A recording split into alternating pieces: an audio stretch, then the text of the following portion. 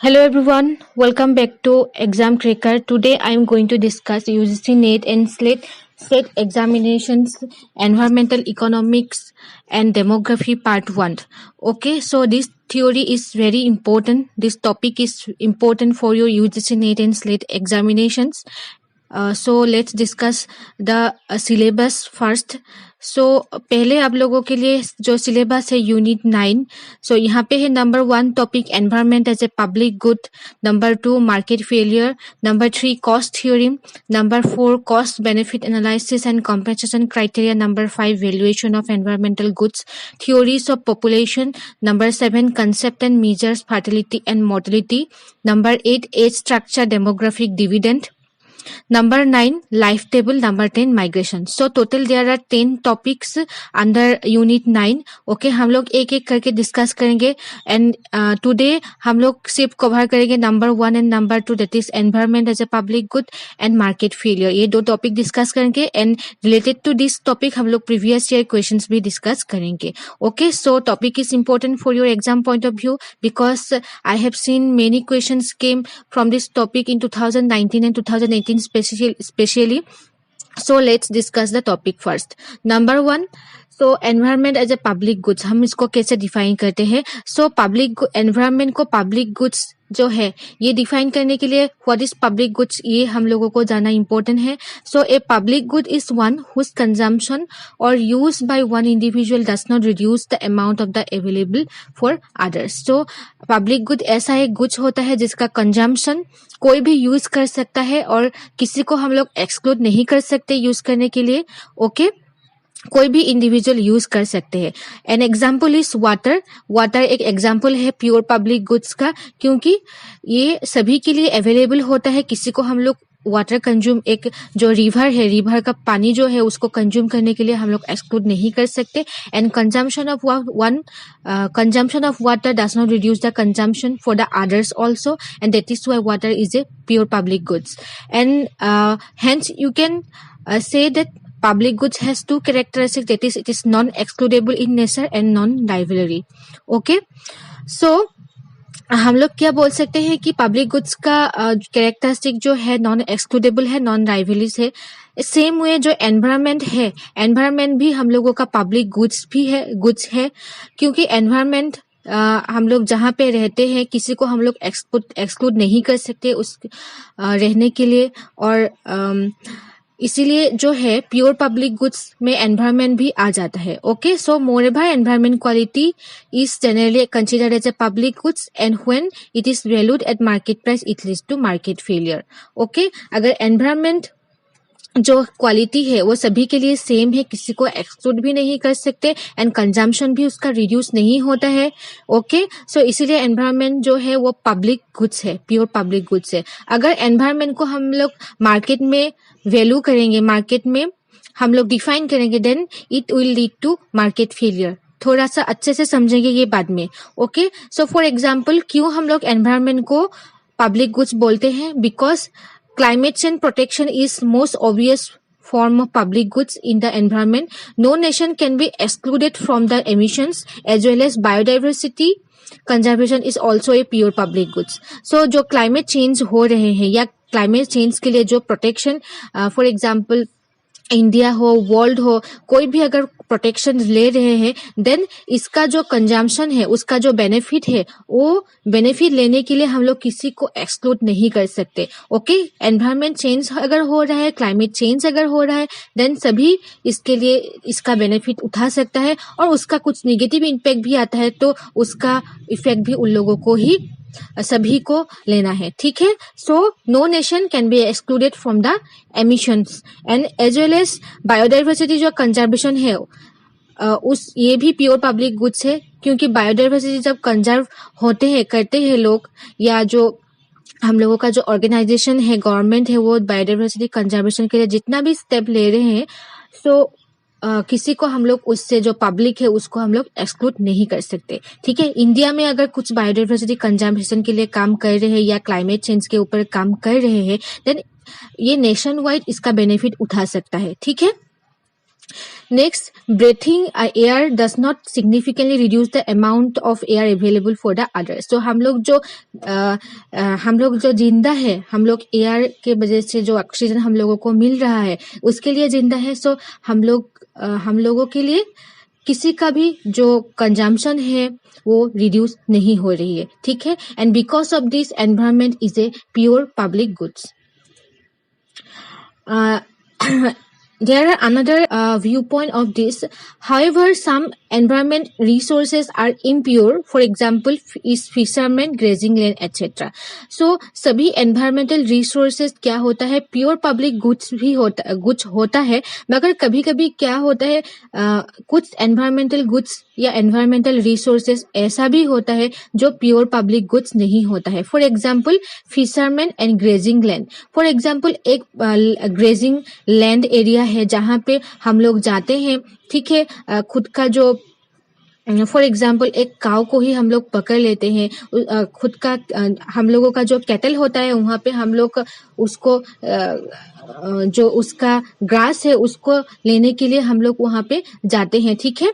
Then उसके लिए क्या होगा, जब हमारा जो कैटल है वहाँ पे जो घास है उगाते हैं, वो घास को अगर हम लोग हमारा कैटल अगर कंज्यूम कर लेते हैं, देन वो घास का क्वांटिटी अनदर जो कैटल है उसके लिए कम पड़ जाता है. लाइकवाइज द फिशरमैन अगर एक रिवर में जाते हैं जो फिश है उसको कैच करने के लिए, देन उसका जो पहले जो फिशरमैन होगा उसको ज्यादा बेनिफिट मिलेगा, दूसरा जो फिशरमैन होगा उसको कम बेनिफिट मिलेगा. ठीक है. सो ऐसा जो एग्जाम्पल होता है एनवायरमेंटल रिसोर्स है ये, एंड ये जो है प्योर पब्लिक गुड्स हम लोग नहीं बोल सकते. And because of this reason जो पेरेटो ऑप्टिमलिटी जो कंडीशंस होता है, Pareto optimality condition is not applicable for environmental goods. Okay. So because Pareto optimality में क्या होता है, जहाँ पे marginal social benefit and marginal social cost दोनों को इक्वल होना पड़ता है, मैक्सिमाइज करने के लिए इक्वल होना पड़ता है. मगर एनवायरमेंटल गुड्स के लिए ये पॉसिबल नहीं है कि एमएसबी और एमएससी इक्वल हो. ठीक है. इसीलिए एनवायरमेंटल गुड्स जो है वो एक्सटर्नलिटी हम लोग बोल सकते हैं, एक्सटर्नलिटी इन्वॉल्व करते हैं. And because of this reason Pareto optimality is not satisfied for environmental goods. So for example, environmental goods, it makes difference between MSB and MSC. So environmental goods के लिए marginal social benefit and marginal social cost जो दोनों क्या है different होता है. So therefore, it violates the Pareto welfare maximization criteria, which ultimately indicates market failure in the public goods. So because of this reason, market failure भी हो जाता है. क्यों होता है? Because of presence of the externality in the environmental goods. हम लोग बाद में डिस्कस करेंगे what is externality. Okay? पहले हम लोग थोड़ा ये डायग्राम देख लेते हैं. यहाँ पे जो दिया गया है example, suppose potable water is supplied by the municipal corporation. There are two individuals A and B who use it. Both consume the same quantity of water, but they differ in how much they are willing to pay for any given quantity. Okay, so municipal corporation जो है वो potable water provide कर रहे हैं. वहाँ यहाँ पे एक individual A and individual B both are present, and जो इंडिविजुअल ए और बी है दोनों ही सेम कंज्यूम कर रहे हैं same quantity of water. Okay. But जो विलिंगनेस टू पे है, जो प्राइस है उसके लिए, जो पोर्टेबल वाटर यूज करने के लिए जो प्राइस पे कर रहे हैं वो डिफरेंट है. क्यों डिफरेंट है? यहाँ पे जो डायग्राम है इसमें आप लोग देख सकते हैं कि ये जो डिमांड है इंडिविजुअल ए के लिए, ये जो डिमांड बी है इंडिविजुअल बी के लिए डिमांड है. सो डिफरेंट डिमांड्स है and according to different demand their prices are different. Okay. So यहाँ पे पॉसिबल नहीं है कि दो जो इंडिविजुअल है, इंडिविजुअल ए एंड बी दोनों ही यहाँ पे सेम प्राइस नहीं प्रोवाइड कर रहे हैं because of change in the demand. Okay. And इसको हम लोग बोलते हैं जो Lindahl equilibrium for public goods exist हुए sum of individual price equal to marginal cost. So Lindahl equilibrium situation यहाँ पे बिलोंग्स करे हैं, जहाँ पे ओपी जो है, यहाँ पे जो प्राइस है ओपी, ये ओपी प्राइस जो है ये individual A OP A provide कर रहे हैं, ये OP B individual B provide कर रहे हैं. और यहाँ पे मार्जिनल सोशल जो कॉस्ट होता है वो हम लोग यहाँ पे एक्सक्लूड कर रहे हैं. ठीक है.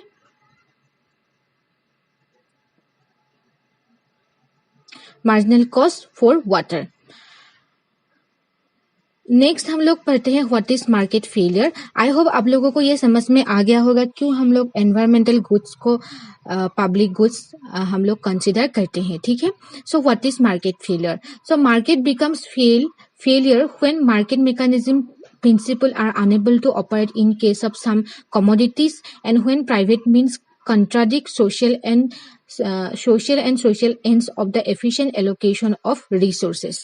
So market fail क्यों होता है? Because market जो mechanism है, जो principles के साथ market जो market जो काम करते हैं वो जो ऑपरेट नहीं हो रहा है उस प्रिंसिपल से, तब क्या होता है? मार्केट फेल्स हो सकते हैं. ठीक है. एंड मार्केट फेलियर होने के लिए क्या क्या होना है? For example, when people can not define property rights clearly. अगर पीपल ये किसका क्या प्रॉपर्टी है, प्रॉपर्टी राइट्स क्लियरली डिफाइन नहीं है, देन मार्केट फेल हो सकते हैं. And cannot transfer rights properly. जो प्रॉपर्टी राइट्स है उसको हम लोग दूसरे को ट्रांसफर नहीं कर पा रहे हैं फ्रीली, देन मार्केट फेलियर में exist. Cannot exclude others from using the goods. हम लोग दूसरा को जो है यूज करने के लिए एक्सक्लूड नहीं कर पा रहे हैं, देन मार्केट फेलियर में exist. And cannot protect others from using the goods. हम लोग प्रोटेक्ट भी नहीं कर पा रहे हैं, then for using the goods, then also market failure may emerge. Okay, so therefore market failure exists in case of environmental goods. So environmental goods के लिए हम लोग market failure जो है वो face करते हैं. In the context of environmental goods, market failure refers to the divergence between the true value of resources and price that would exist if there was a market for them. अगर environmental goods के लिए कुछ अगर market होता है, then market में उसका valuation करने के लिए क्या होगा?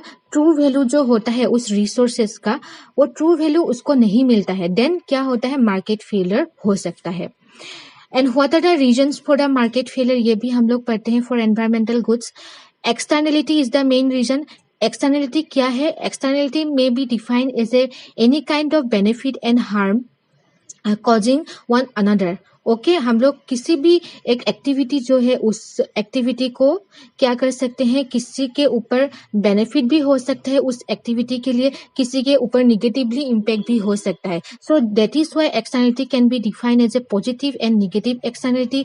Positive externality can be like a beautiful flower garden. Positive externality create करता है बिकॉज हम लोग घर में अगर फ्लावर गार्डन लगाते हैं, देन नाइबरिंग जो एरिया है उसके लिए भी ये बेनिफिट है. This is called positive externality. And in this case positive externality MSB is greater then MSC. That is marginal social benefit is greater than marginal social cost. Next, negative externality क्या होता है? Air pollution हो सकता है and transportation होता है, ज्यादा transportation, ज्यादा इंडस्ट्रियलाइजेशन, ये नेगेटिव एक्सटर्नलिटी क्रिएट करता है because it adversely affect our health of inhabitants and it also reduce the air quality of that area. So because of this reason for negative externality MSC is greater than MSB. That is marginal social cost is greater than marginal social benefit. Now internalizing of externality, हम लोग कैसे उसको internalise कर सकते हैं externality को? For negative externality, marginal external cost MEC is added to firm's marginal private cost and attains marginal social cost. So अगर negative externality को हम लोग internalize जो है ये करना है, then हम लोगों को क्या करना होगा? marginal external cost and marginal private cost को दोनों को सम अप करके मार्जिनल सोशल कॉस्ट को निकालना है and this will be known as a supply curve. Next, for positive externality हम लोग क्या कर सकते हैं? Marginal external benefit plus marginal private benefit दोनों को सम अप करके मार्जिनल सोशल बेनिफिट निकाल सकते हैं for positive externality and that will come up with demand curve. Okay, so now what is common property resources? Common property resources क्या है? ये क्या पब्लिक गुड्स के साथ सेम होता है या अलग होता है, ये हम लोग डिस्कस करेंगे. So common property is another cause of market failure. Common property के लिए भी मार्केट फेलियर हो सकता है and it is a impure public goods. ये पब्लिक गुड्स नहीं है कॉमन प्रॉपर्टी रिसोर्सेस, ये इम्प्योर पब्लिक गुड्स होता है, ये प्योर पब्लिक गुड्स नहीं है. क्यों? If resources are defined by rival consumption and non excludability और open access. So common property resource का एक जो कैरेक्टरिस्टिक्स होता है वो क्या है? It is rival in consumption. जैसे पब्लिक गुड्स के लिए नॉन राइवल था, बट कॉमन प्रॉपर्टी रिसोर्स के लिए राइवल इन कंजम्पशन है, बट नॉन एक्सक्लूडेबल और ओपन एक्सेस। हम लोग थोड़ा अच्छे से पढ़ते हैं। If one person use reduce the total available to all, everyone has an incentive to capture the benefit as quickly as possible before someone else gets them. So for example, एक जो person है, ये person किसी एक चीज को, public कुछ sorry common property को, फॉर एग्जाम्पल एक रिवर ही हो गया, कॉमन प्रॉपर्टी को यूज कर रहे हैं, एंड वो जो यूज करे उसके लिए जो बाकी का लोग होता है उसके लिए कंजम्पशन जो है वो कम पड़ रहा है, ठीक है, देन इसको हम लोग कॉमन प्रॉपर्टी रिसोर्स बोल सकते हैं। मगर याद रखिए, पब्लिक गुड्स का जो होता है वो नॉन राइवल होता है एंड नॉन एक्सक्लूडेबल होता है, because consumption of one goods does not reduce the consumption of the other for other person, okay, and that is why public goods is non rival and non excludable. किसी को हम लोग exclude भी नहीं कर सकते। For example, harvesting fish in a lake. For example, there are fishermen जो होता है वो fish, for example fish जो है कैच करने के लिए एक रिवर में जाते हैं। जो पहले जो fisherman होता है उसको ज्यादा fish मिलेगा एंड नेक्स्ट वन को कम मिलेगा एंड नेक्स्ट वन को और भी ज्यादा कम मिलेगा। सो कंजम्पशन क्या हो रहा है यहाँ पे, रिड्यूस हो रहे हैं, एंड इसको हम क्या बोलते हैं, कॉमन प्रॉपर्टी रिसोर्स बोलते हैं। So common property resources are those resources whose characteristics are rival and not excludable in nature. Okay, so हम लोग थोड़ा प्रीवियस ईयर क्वेश्चन डिस्कस करते हैं। उससे पहले आप लोगों को किसी भी डाउट्स है देन कमेंट सेक्शन में मुझे पूछ सकते हैं। Okay, I can clarify your doubts. So question number June 2019 में ये क्वेश्चंस आया है, which of the following factors is are not cause of the market failure? Market failure के लिए कौन सा कॉज नहीं है यहाँ पे पूछ रहा है। Okay, so number A lack of demand, number B asymmetric information, number C externality, number D public goods. देखिए पब्लिक गुड्स जो है ये तो कॉज है ही मार्केट फेलियर के लिए। एक्सटर्नलिटी जो है अभी अभी हम लोगों ने पढ़ा, ये भी कॉज है। एसिमेट्रिक इंफॉर्मेशन, जिसके पास प्रॉपर इंफॉर्मेशन नहीं है मार्केट से रिलेटेड, उसके लिए भी मार्केट फेलियर हो सकता है। देन यहाँ पे क्या होगा, lake of demand is the right option, क्योंकि लेक ऑफ डिमांड के लिए मार्केट फेलियर नहीं होता है। हम लोगों ने कहीं पे भी नहीं पढ़ा कि लेक ऑफ डिमांड के लिए मार्केट फेलियर होते हैं, ठीक है। नेक्स्ट, जुलाई 2018 में ही एक क्वेश्चन आया है, which of the following statement is are true? A common resource is rival and non excludable. अभी अभी हम लोगों ने डिस्कस किया ये कॉमन रिसोर्स क्या होता है, राइवल इन नेचर होता है एंड नॉन एक्सक्लूडेबल होता है। एंड नंबर बी, एक public good is non rival and non excludable. Option B is right but option A is not correct. So यहाँ पे क्या होगा, only B, that is option 3 is the right option.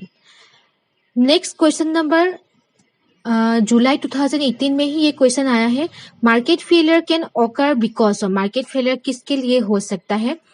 Number 1 imperfect competition, number 2 externalities, number 3 both 1 and 2, number 4 neither 1 and 2।